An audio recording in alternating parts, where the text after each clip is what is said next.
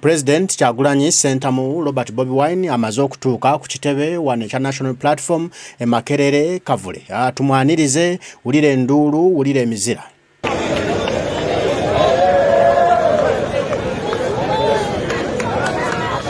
Oluguudo lusaliddwako essaawa zino muganda wange. Oluguudo lusaliddwako emmotoka omukulembeze mwali. Ndabako ku Dr. Kanokiza Besigye wali.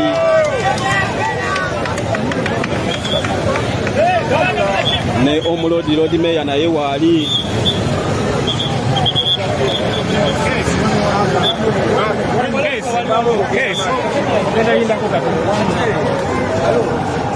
Ani?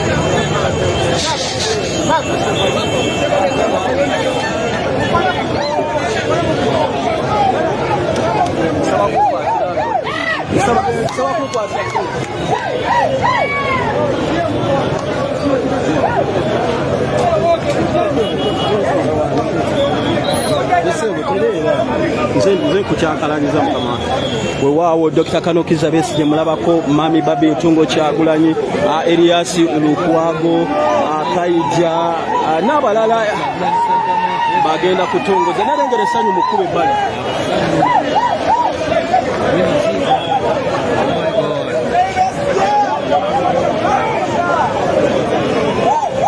Sawa zino president agenda kujjako kubanga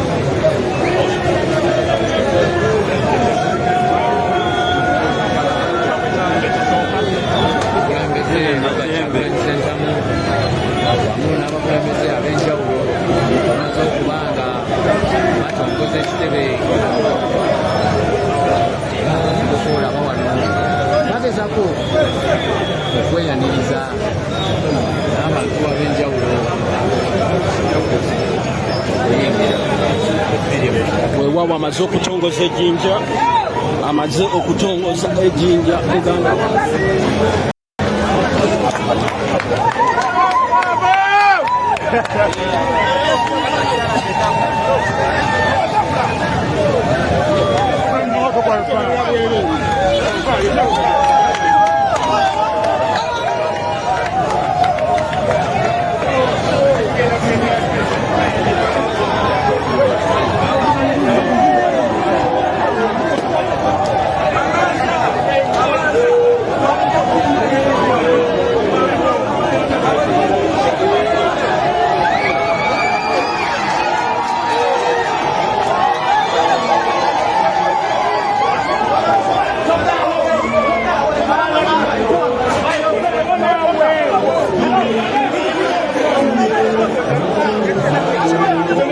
wewa wamaze okutongoza ali mu kusala akaguwa. We want him to move alone here without any interruption.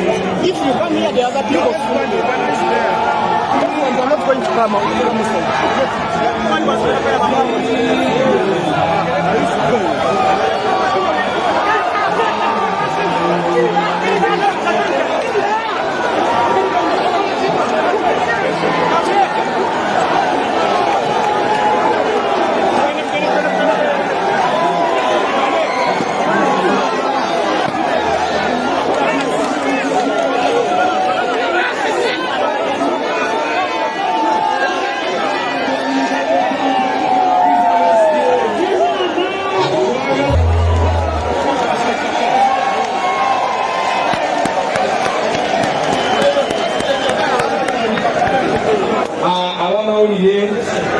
Ngenda kusaba twongere okugaziwanga bwe twagaziyo omulundi ogwasoose tusobole okuliyetinga platform eno okusobola okubanga emirwa abamawulire atali wamawulire va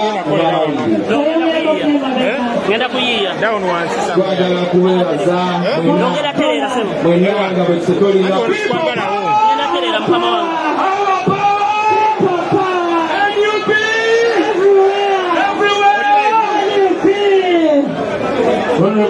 Namugo kirabo otya olwaleero ayinza okugamba nti baana yonna ekuŋŋaaniddewa nabo mumpimpi Nup tukikubye bakubirako mu ngalo ez'amaanyi mukuba engalo ezinze nnyo namwaniriza pulezidenti ennyo nnyo ezo mukubye zange bonna bakubeza pulezidenti. You're most welcome, Mr. President.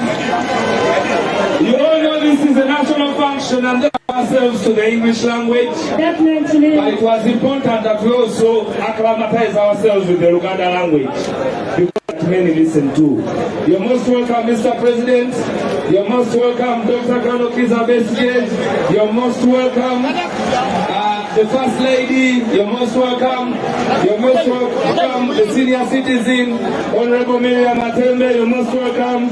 You're most welcome, the Lord Mayor Elias Okwago. You're most welcome.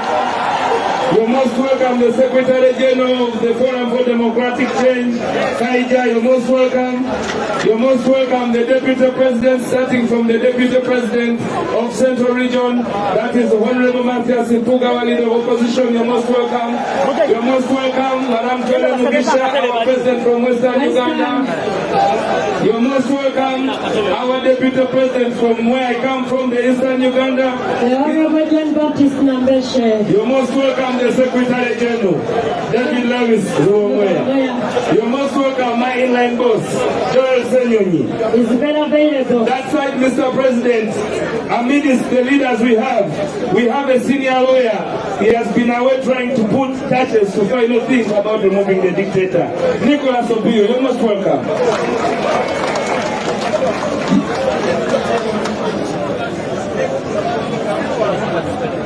So I will invite Joel. Okay. Mr. President and our distinguished guests, we are going to officially Sanyu Jerere Mukwano Mwerere.